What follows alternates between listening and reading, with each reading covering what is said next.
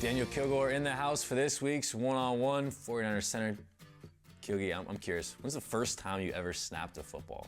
The first time I ever snapped a ball, it was in high school, sophomore year. Played center all 3 years on varsity, and then that was it.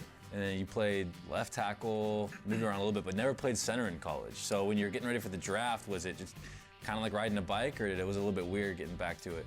No, it was natural for me just to come back and play center. I feel like that's a natural position for me. I was one of the bigger guys on our college team, believe it or not, so they used me at left tackle. But yeah, the transition back to center was pretty smooth. Did you play any other sports growing up? Oh, first love was baseball. Baseball was huge. The weekend tournaments, always traveling, then basketball as well. And then high school, rested a little bit and threw shot put on the track team. So I did a little bit of everything. All right, you were telling me last week that at App State, you had a draft story on day 3 that you kind of felt like you knew where you were going. You know, if I was to be drafted, I was going to go that third day. And it was a Saturday. And Friday night, I had a dream that I was going to get drafted in the 5th round of Green Bay Packers. Lo and behold, we get a call on Saturday, and 49ers had traded up and in the Green Bay spot to where I would have been drafted, and ended up drafting me there. What's the hardest thing about being a center? What do people not appreciate about the dirty work that goes on up front? The hardest thing really is snapping and stepping at the same time. You know, the other 4 guys, they get to use both their hands at one time. Well, for me, I'm using one hand most of the time in the beginning, and but it's a fun spot. You know, if you ask Joe Staley, he'd probably say it's the easiest position on the line.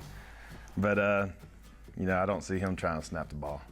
But it's fun. I enjoy it. Take a quick left turn away from the football field. It's Halloween week. Give me your best Halloween costume you've ever had. Probably just dressed up as myself, being a redneck. I have this mullet wig, and then I cut off a plaid shirt, and I'm just go as a redneck, I guess. Your go-to dance move. Go-to dance move.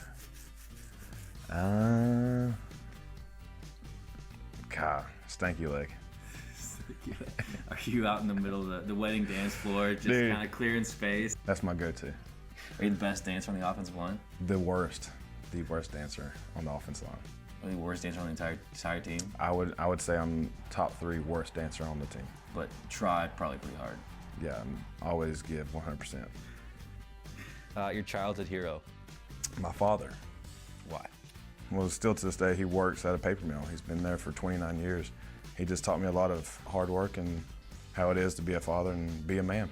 I know this season hasn't gone as everyone expected in the locker room, 1-6, but you get to step away, take some time to yourself. Everyone gets away from the facility a little bit. There's still a lot of football left, 9 games left on the schedule. How do you approach this week?